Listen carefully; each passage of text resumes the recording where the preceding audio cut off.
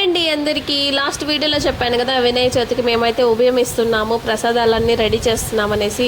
So ఈ వీడియోలో మేము ఏమేమి ఇచ్చాము, మా ఊర్లో ఏమేమి జరిగింది అనేది అయితే నేను ఈ వీడియో ఫుల్ లాగ్ అయితే తీస్తున్నాను.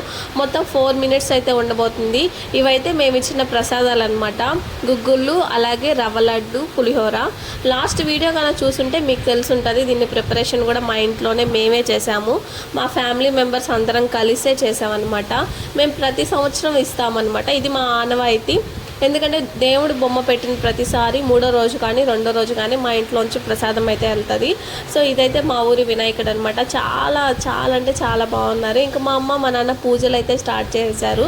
సో పూజలు స్టార్ట్ చేసిన వెంటనే ప్రసాదాలు అయితే దేవుడికి పెట్టాం. మేము ఏమేమి తెచ్చామన్నీ. ఈరోజే లాస్ట్ రోజు అనమాట. అంటే ఈరోజు దేవుణ్ణి ఊరేగిచ్చేసి తర్వాత నిమజ్జనం అయితే చేసేస్తున్నారు. సో ఇంకా మా అమ్మ మా నాన్న కూడా లాస్ట్ రోజు పూజలు అవి చేసుకున్నాం. మేమైతే రాలేకపోయాము ఎందుకంటే మాకు వర్క్ ఉండడం వల్ల.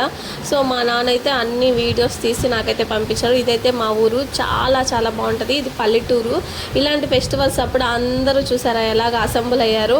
ఇప్పుడైతే డ్యాన్స్ బేబీ డ్యాన్స్, D3 అలాంటి డాన్సర్స్ అందరూ బయటపడతారనమాట. చూసేయండి ఒకసారి.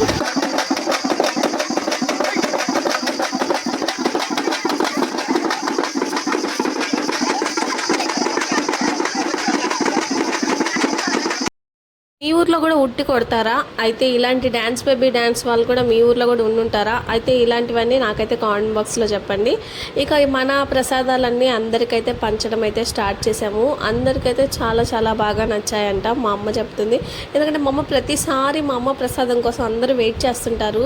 ఆమె టేస్ట్ అంటే దేవుడి ప్రసాదం అంటేనే టేస్ట్ బాగుంటుంది.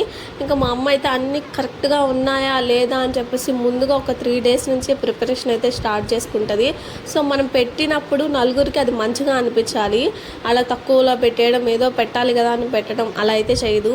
ఆమె మనస్ఫూర్తిగా చేసి పెడతారు అనమాట. చూడ ఆమె ప్రసాదం కోసం అయితే అందరూ ఎదురు చూస్తూ ఉంటారు మా ఊర్లో. ఇక ఈ 3 days అయితే అందరూ ఫుల్ బిజీగా ఉంటారు.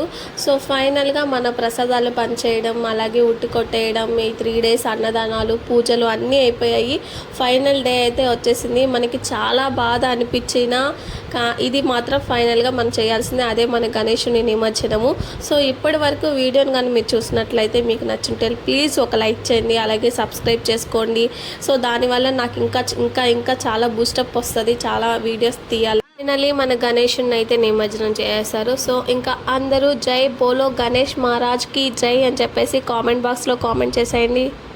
ఇక ఇలాంటి వీడియోస్ కోసం ఛానల్ అయితే సబ్స్క్రైబ్ చేసుకోండి, లైక్ చేయండి, షేర్ చేయండి, కామెంట్ చేయండి.